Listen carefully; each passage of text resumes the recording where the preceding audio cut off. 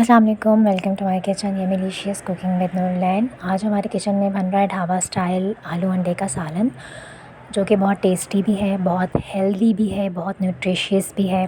और इसको बनाएं आप इसी तरीके से। मैं आपको इंग्रेडिएंट्स बताऊंगी आगे कि इसमें ऐसे कौन से इंग्रेडिएंट्स डलेंगे जो इसको मज़ीद और हेल्दी बना देंगे। एग्स तो हैं ही, इसमें प्रोटीन है, मज़ीद और हेल्दी बनेगा। इंग्रेडिएंट्स की तरफ चलते हैं जी। ये मैंने प्याज ले ली थी मीडियम साइज़ की, 2 चॉप्ड कर ली थी, फाइनली चॉप्ड। उसके बाद जी मैंने अदरक लहसुन का पेस्ट ले लिया था 2 टेबलस्पून। उसके बाद हमने दही ले ली थी 1 कप से थोड़ी कम और हाफ़ कप से थोड़ी सी ज़्यादा। यहाँ पे मैंने स्पाइसेस ले लिए थे 1 चम्मच, 1.5 चम्मच नमक लिया था, 1 चम्मच मिर्चें ली थी और 1/4 टीस्पून हल्दी ली थी। ये जो है ना, ये है 2 चम्मच खसखस लेनी है आपने, 2 टीस्पून खसखस, और 10 आपने जो है वो बादाम लेने हैं। इनको आपने पेस्ट बना लेना है जैसे कि मैंने बनाया है, और इस पेस्ट को आपने मिक्स कर लेना है दही के अंदर, like the way I am doing. इसी तरह से आपने भी जो है वो इसका पेस्ट बना के इसको दही के साथ अच्छी तरह से मिक्स कर लेना है, एक जान कर लेना है। बहुत मज़े का बन के तैयार हुआ था, बहुत अच्छा बनता है और अच्छे के साथ साथ बहुत हेल्दी भी होता है। बच्चों को भी ज़रूर बना के खिलाया करें। और यहाँ पे जी ऑयल हमने ले लिया था 1 कप ऑयल ले लिया था, उसको हीट अप कर लिया था। हीट अप हो गया था तो मैंने उसमें अनियंस ऐड कर दिए थे चॉप्ड हुए हुए। उसके बाद जी इसको मैंने गोल्डन ब्राउन होने तक इसका मैंने इंतज़ार किया था। आप भी कीजिए मेरे साथ इंतज़ार। यहाँ पे जी मैंने एग्स ले लिए थे, एग्स में बॉयल हो गए थे तो मैंने ले लिए थे 6 एग्स लिए थे, उनको मैंने हाफ़ कर लिए थे जैसे कि आपको दिखाई दे रहा है। और फिर जो प्याज थे वो हमारे गोल्डन ब्राउन हो गए थे तो इसमें मैंने अदरक लहसुन का पेस्ट ऐड कर दिया।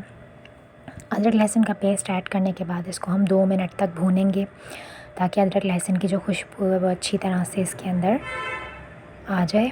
और 2 मिनट के लिए बस हम अदरक लहसुन को फ्राई करेंगे ताकि इसका जो कच्चापन है वो ख़त्म हो जाए। ठीक है, ये फ्राई हो गया था तो इसमें मैंने जो है वो स्पाइसेस ऐड कर दिए थे जो आपको दिखाए थे, नमक, मिर्च और हल्दी।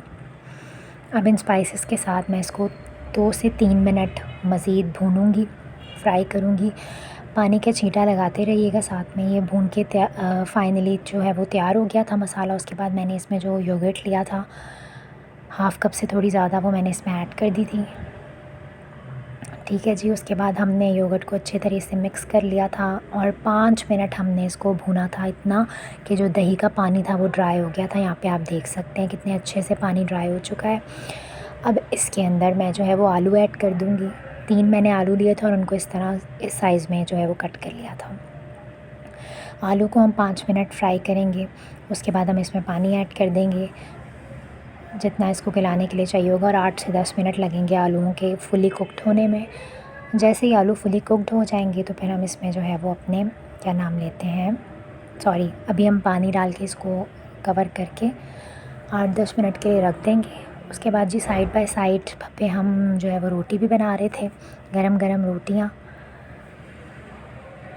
तो मैंने सोचा मैं आप लोगों को दिखा दूँ। उसके बाद जी आलू डन हो गए थे तो मैंने इसके ऊपर जो अंडे थे वो डाल दिए थे इस तरह से, और फिर पानी डाल दिया था जितना मुझे चाहिए था क्योंकि अब टोटली हर चीज़ तैयार हो चुकी है।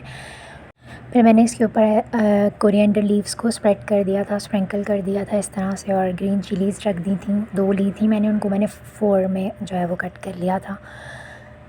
ठीक है, इसके बाद हम लिड कवर करके इसको हम 5 मिनट के लिए दम पर रखेंगे हल्की आंच पे। 5 मिनट के बाद ये परफेक्टली डन होगा और अब आप इसकी फ़ाइनल लुक देख सकते हैं। ये थी जी इसकी फ़ाइनल लुक। बहुत बहुत टेस्टी था।